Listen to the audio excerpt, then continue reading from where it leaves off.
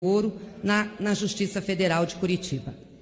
Bom, em relação ao debate, eu quero ressaltar aqui a fala corajosa, lúcida e coerente do ministro Lewandowski, que fez uma pergunta simples, singular. Tem milhares de processos de habeas corpus. Justamente o de Lula é que vem para o Pleno do Supremo? Pois é. Essa simples pergunta do ministro Lewandowski mostra como os processos de Lula são tratados, como Lula é tratado. Aliás, o ministro também ressaltou que o processo de Lula tem foto e nome na capa, e não o número, como deveria ser e como deveria ter o que ocorre com os demais processos.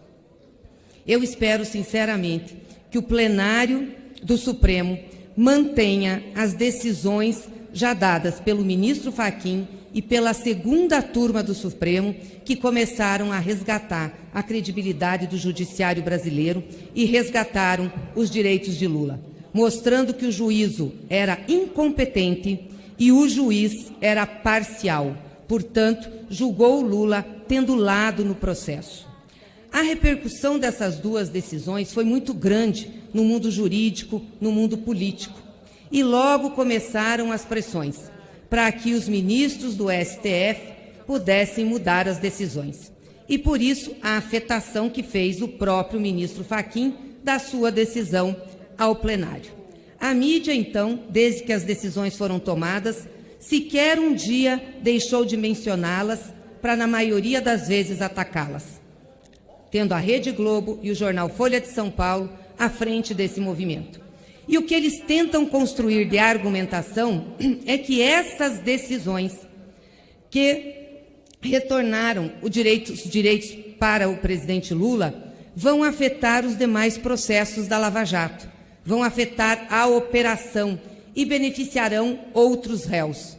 Ora, isso é um argumento mentiroso, é um argumento falso, é um argumento oportunista e hipócrita, porque as decisões do STF são personalíssimas em relação ao presidente Lula.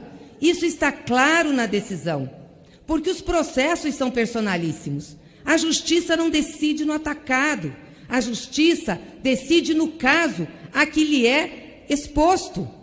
E desde o início o presidente Lula tem lutado para provar que é inocente, nunca desistiu de mostrar isso. Nunca desistiu um dia somente de dizer que aquele juízo perseguia, que aquele juízo não era competente. Vocês lembram que o presidente Lula sempre disse: não troco a minha dignidade por minha liberdade, e ficou preso injustamente 580 dias. Não mediou com o judiciário, porque não se media com aquilo que não é verdade. Não foi lá pedir para reduzir pena, não foi lá pedir prisão domiciliar, nem para usar tornozeleira. Eles que respondam pela violência que estão me fazendo por esses 580 dias de prisão. E provou no processo a suspeição de Sérgio Moro e provou no processo a sua incompetência. Senão, vejamos, a suspeição de Moro é em relação a Lula. Foi isso que foi julgado na segunda turma. Não é em relação a todos os processos da Lava Jato. Não é em relação a todos os acusados na Operação Lava Jato. É em relação a um homem, Luiz Inácio Lula da Silva. Os advogados que foram grampeados para Moro ser suspeito no processo foram os de Lula.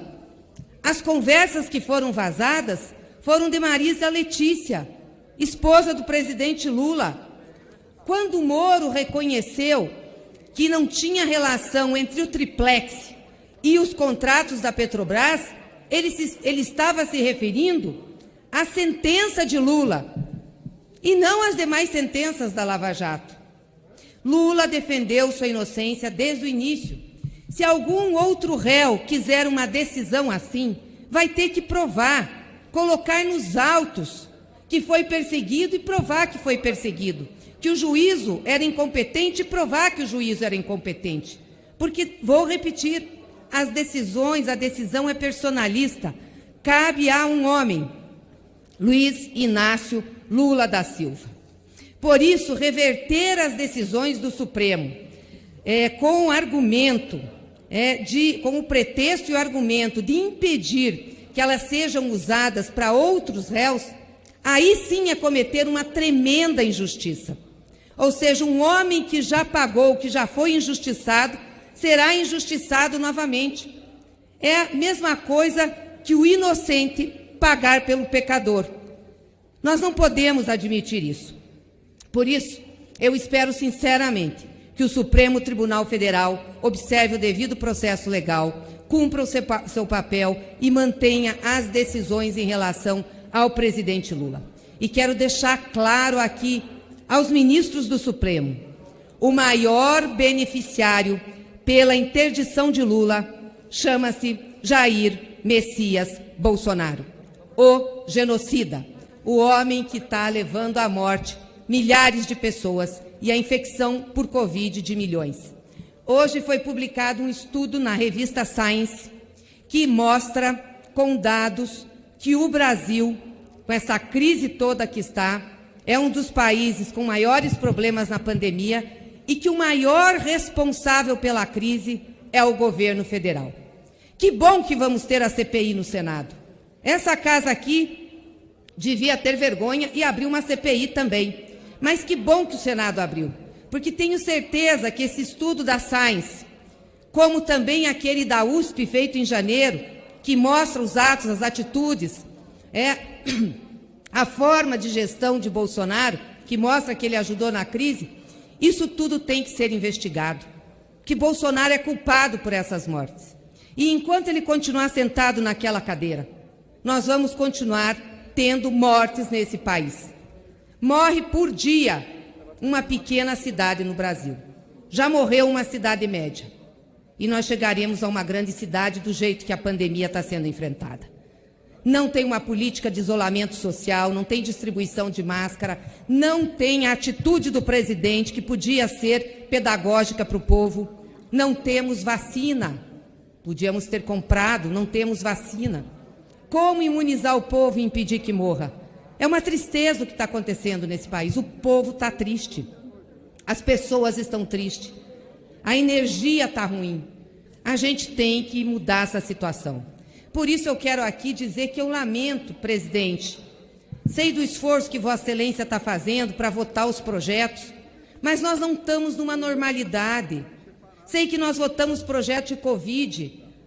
Nós temos que votar mais, nós temos que votar a renda de R$600. Nós temos que votar um planejamento para vacina. Nós temos que votar a renda para os agricultores, para os pequenos e microempreendedores. Não a pauta da normalidade, porque nós não estamos normais. Nós estamos tendo resultado de guerra. Como que a gente fica aqui fazendo uma discussão que não tem a ver com o que as pessoas estão vivendo lá fora? Depois, quando dizem que não gostam de política, criminalizam a política, a gente se ofende. Mas nós temos que falar daquilo que o povo está passando e sentindo. Não dá para trabalhar na normalidade. Nós tínhamos que instalar uma CPI aqui, mas mais do que isso. Nós tínhamos que abrir um dos 108 processos de impeachment que já foram apresentados a essa casa. É isso que Bolsonaro merece. Ser processado, investigado, julgado e condenado. É a primeira pena dele, porque a segunda ele vai ter num tribunal internacional e vai acabar numa cadeia. Quem mata esse tanto de gente não merece estar na cadeira da presidência. Nós precisamos do impeachment. Essa seria, sim, a pauta prioritária que esse Congresso teria, essa casa teria que ter, além dos direitos do povo brasileiro que passa fome e morre em desassistência na maioria dos municípios. Obrigada. Senhor presidente, devo conceder o tempo. Presidente,